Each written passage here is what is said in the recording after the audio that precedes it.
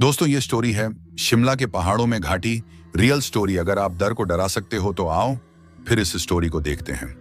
यह कहानी उन चार दोस्तों की है जिसके साथ कुछ ऐसी घटना घटी कि जिसे उनका पूरा जीवन ही बदल गया। आइए जानते हैं कि ऐसा क्या हुआ था। मुंबई शहर की रहने वाली प्रिया शर्मा अपने दोस्तों के साथ रवि, साहिल और विजय के साथ शिमला जाने का प्लान बनाया। वो सब शिमला जाने के लिए बस में बैठ गए। कुछ ही देर में प्रिया सो गई। अचानक प्रिया की नींद खुल गई तो उसने देखा कि बस में कोई नहीं था। बस का ड्राइवर भी नहीं था। बस अपने आप ही चल रही थी। उनके सारे दोस्तों भी बस में नहीं थे। ये सब देखकर डर के मारे प्रिया जोर जोर से चिल्लाने लगी। अचानक उसे लगा कि कोई उसके पीछे खड़ रहा है। जब उसने पीछे मुद्दा कर देखा तो वहां एक स्त्री बैठी हुई थी। उस स्त्री का चेहरा जला हुआ था। ऐसा लग रहा था कि किसने उसके चेहरे पर एसिड फेंका हो। ऐसा भयंकर चेहरा देखकर प्रिया ने चिल्लाना शुरू कर दिया, बचाओ बचाओ बचाओ। और अचानक प्रिया की नींद उडाट गई। वो एकदम डरी हुई और पसीने से पूरी भीग गई थी। पास में बैठे हुए विजय ने पानी की बोतल दी और बोला, शायद तुम्हें कोई सपना देखा होगा। थोड़ी ही देर में सब शिमला पहुंच गए और एक होटल पर रात बिताने के लिए गए। दूसरे दिन वो सब साथ में मिलकर होटल के पास वाले पहाड़ पे घूमने जाने का नक्की किया। करीबन आधे घंटे में वो सब पहाड़ की सबसे ऊंची शिखर पर पहुंच गए।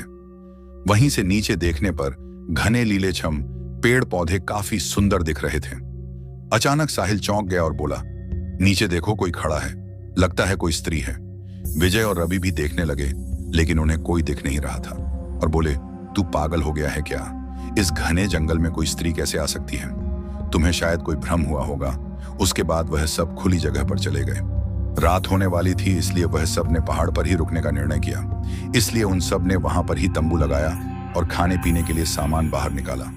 प्रिया की बैग तंबू के बाहर थी इसलिए वह लेने के लिए बाहर गई तो वहां पर उसे किसी की आवाज सुनाई दी।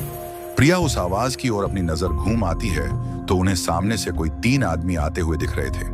उनके हाथ में धारदार हथियार देखकर प्रिया डर जाती है और दौड़ के तंबू के अंदर आ जाती है। उसने अपने दोस्तों से भी यह बात की लेकिन कोई उसकी बातों पर विश्वास नहीं कर रहे थे। प्रिया चिल्लाकर बोली, आप सब पागल हो गए हो क्या? कोई भी मेरी बातों पर भरोसा नहीं कर रहा है। चलिए मेरे साथ बाहर, मैं आपको बताती हूँ। वो सभी बाहर आके शिखर की टोच से नीचे देखने लगते हैं। उतने में ही उन सभी को लगता है कि कोई 3 लोग उनकी ओर बढ़ रहे हैं। ये सब देखकर वो सभी डर जाते हैं और तुरंत ही अपना अपना सामान समेटने लगते हैं और बड्ढे से पत्थर के पीछे जाके छुप जाते हैं।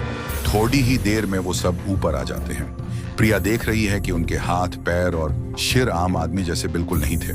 वो सब एक जगह पे बैठ जाते हैं और कुछ तांत्रिक विद्या शुरू करते हैं। उनमें से एक आदमी अपनी हाथों की उंगली को काट देता है लेकिन अंधेरे की वजह से उन्हें कुछ भी ठीक से दिखाई नहीं देता है। अचानक उन चारों ने देखा कि एक औरत उन आदमियों के बीच में आके लेट जाती है। कोई नहीं जानता कि आखिर वो औरत वहां पे पहुंची कैसे।